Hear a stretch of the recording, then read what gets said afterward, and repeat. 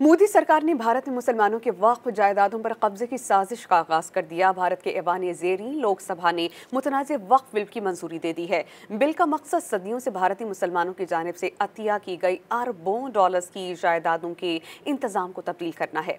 गैर मुल्की और भारतीय मीडिया की रिपोर्ट्स के मुताबिक लोकसभा में वक्फ तरमीमी बिल के हक में 288 और मुखालफत में 232 वोट्स डाले गए। बिल की मंजूरी के लिए कम अज कम 272 वोट्स दरकार थे। वज़ीर आज़म नरेंद्र मोदी की हुकूमत ने वक्फ तरमीमी बिल 2024 में पार्लियामेंट के ऐवान-ए-ज़ेरीन में पेश किया था, जिसमें दर्जनों तरामीम की गई थी। मोदी सरकार का मौक़िफ़ है कि बिल से वक्फ का इंतजाम में शफ़ाफ़ियत आएगी। वक्फ से मुराद मुसलमानों की मतरूका जायदादें हैं। वज़ीर अक़लियती उमूर करण रजेजो ने अपोजिशन के इल्ज़ाम को मुस्तरद करते हुए कहा कि इस बिल का मकसद मजहबी जज्बात को ठेस पहुँचाना नहीं है। वक्फ बोर्ड सिर्फ वक्फ अमलाक की निगरानी में काम करेगा, इंतजाम नहीं करेगा। इस बिल का मकसद पिछली हुकूमतों के अधूरे कामों को पूरा करना है। उन्होंने बताया कि आज 8,72,000 जायदादें वक्फ के तहत हैं, जबकि 2024 में ये तादाद 4,90,000 थी। हिज़्ब इख्तिलाफ की जमात और मुस्लिम गिरोहों ने इस बिल की शदीद मुखालफत की और इसे भारत की सबसे बड़ी मजहबी अक़लियत के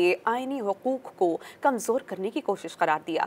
ये बिल पहली बार गुज़श्ता साल अगस्त में पार्लियामेंट में पेश किया गया था, लेकिन हिज़्ब इख्तिलाफ के अरकान के एहतजाज के बाद इसे मुश्तरका पार्लिमानी कमेटी JPC को भेज दिया गया, जिसके बाद उसमें 25 तब्दीलियाँ की गईं। कांग्रेस समेत ज़्यादातर अपोजिशन जमातों ने बिल के खिलाफ वोट दिया, लेकिन मोदी की भारतीय जनता पार्टी की क़यादत वाले इत्तेहाद बिल की मंजूरी के लिए वोटों की तादाद काफ़ी थी। अब इस बिल को बहस और मंजूरी के लिए ऐवान वाला राज्यसभा में भेजा जाएगा।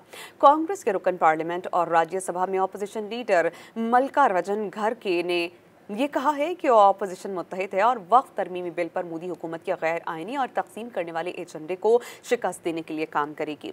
मुस्लिम गिरोह ने दलील दी कि इस बिल का मकसद वक्फ कवानीन को कमज़ोर करना और वक्फ अमलाक को जब्त करने और तबाह करने की राह को हमवार करना है।